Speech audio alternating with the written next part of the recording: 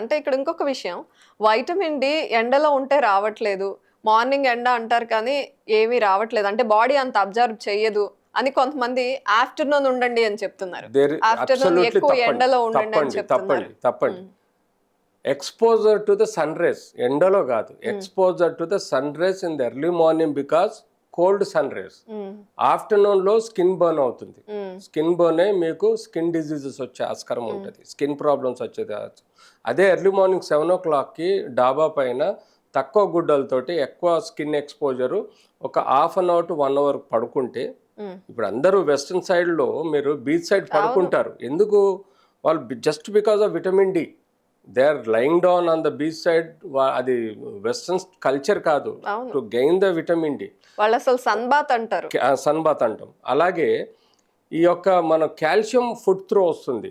Calcium lot of ఫుడ్తో but vitamin D cholecalciferol అనే ఒక విటమిన్ మన స్కిన్ నుంచి కూడా ప్రొడ్యూస్ అవుతుంది, ఇది ప్రక్రియ. సో ఆబ్వియస్గా ఈ యొక్క వైరస్ హెచ్ఎంపివి వైరస్ వాళ్ళు దీనికి ప్రజెంట్లీ వ్యాక్సిన్ అయితే రాలేదండి.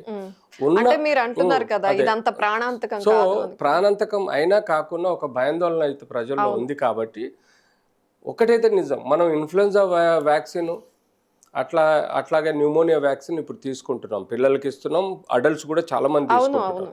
సో దాంతో ఒక 30 to 40% ప్రొటెక్షన్ ఉంటుంది. ఎందుకంటే కోవిడ్ టైంలో కూడా మనకు పిల్లలు తీసుకున్న వ్యాక్సిన్స్ తోటి పిల్లలకి 29% ప్రొటెక్షన్ ఉండే. అందుకనే మీరు చూడండి, కోవిడ్లో పిల్లలు చాలా తక్కువ ఎఫెక్ట్ అయ్యారు, అడల్ట్స్ ఎక్కువగా ఎఫెక్ట్ అయ్యారు కానీ పిల్లలు ఎఫెక్ట్ కాలేదు. ఎందుకంటే అప్పుడే ఫ్రెష్ వ్యాక్సిన్ తీసుకొని ఉంటారు.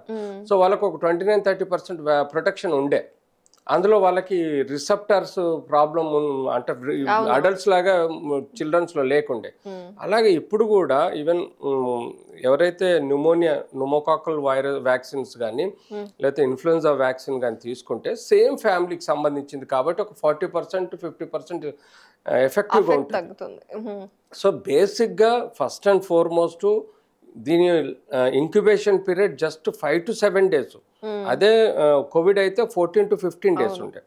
సో ఆ 14-15 daysలో ఏదైనా సెకండరీ ఇన్ఫెక్షన్ వచ్చింది అనుకుంటే ఆ సెకండరీ ఇన్ఫెక్షన్ వచ్చి చనిపోయిన వాళ్ళు ఎంతమంది ఉన్నారు, సెకండరీ ఇన్ఫెక్షన్ వచ్చేసి హాస్పిటలైజేషన్ అయ్యి క్రిటికల్గా మారిన వాళ్ళు ఎంతోమంది ఉన్నారు.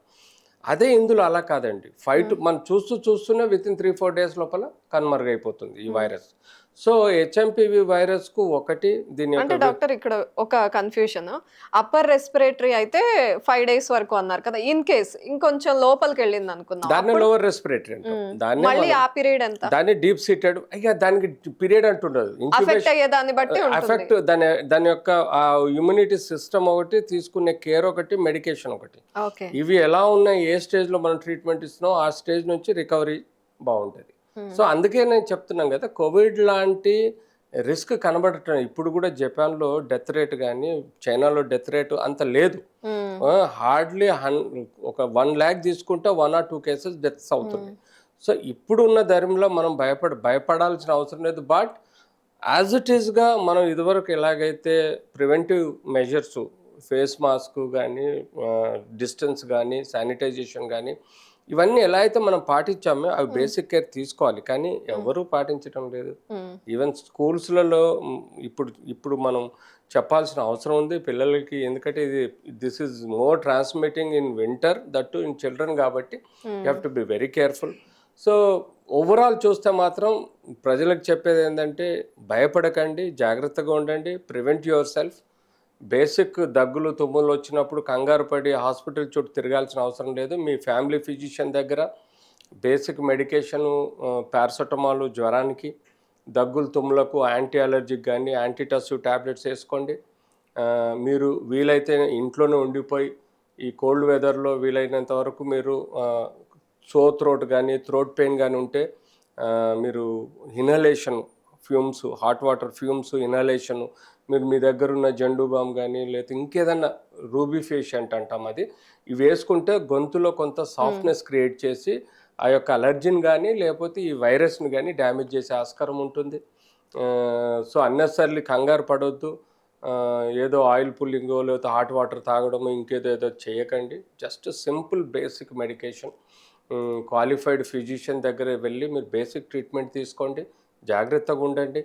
సెకండరీ ఇన్ఫెక్షన్ వచ్చింది అంటే ఊపిరితిత్తులలో దగ్గుతో పాటు తెమడ బయటపడుతున్నప్పుడు అది వైట్ కన్నా క్రీమిష్ కలర్ ఉంటే అది బ్యాక్టీరియల్ ఇన్ఫెక్షన్గా మనం భావించాలి. అప్పుడు అవసరం ఉంటే you have to get a antibiotic. ఒక సోర్స్ ఒక 5 days మంచి స్ట్రాంగ్ సిఫిలిస్పోరిన్ యాంటీబయాటిక్ ఇవ్వాలి. ఈవెన్ అది మించి మీకు ఆయాసం పెరుగుతుంది, దగ్గు పెరుగుతుంది, తెమడ పెరుగుతుంది, జ్వరం పెరుగుతుంది, అది 5 to 7 days దాటిపోయింది అనుకుంటే అప్పుడు కంపల్సరీ పరిస్థితుల్లో మీరు ఒక హాస్పిటల్లో అడ్మిట్ అయ్యి బేసిక్ ఆక్సిజన్, చిన్న హాస్పిటల్కి వెళ్ళండి. పెద్ద హాస్పిటల్ వెళ్తే డబ్బులు ఖాళీ అయితే మీకు లక్షలు దోసేస్తారు. చిన్న హాస్పిటల్కి వెళ్ళండి, తక్కువలో అయిపోతుంది. ఇలాంటి వాటికి మీరు ఇప్పుడే పోయి కార్పొరేట్ హాస్పిటల్ అడ్మిట్ అయ్యి రోజు ₹1,00,000 ఖర్చు పెట్టుకోవాల్సిన అవసరం లేదు. అన్నెసర్లీ ఇప్పుడు ఎందుకంటే అన్ని ఖాళీగా ఉన్నాయి హాస్పిటల్. సో మీరు వెళ్తే మీరు చాలా క్లియర్ గా మిమ్మల్ని దోసుకుంటారు కార్పొరేట్లో. సో నేను చెప్పేది చిన్న హాస్పిటల్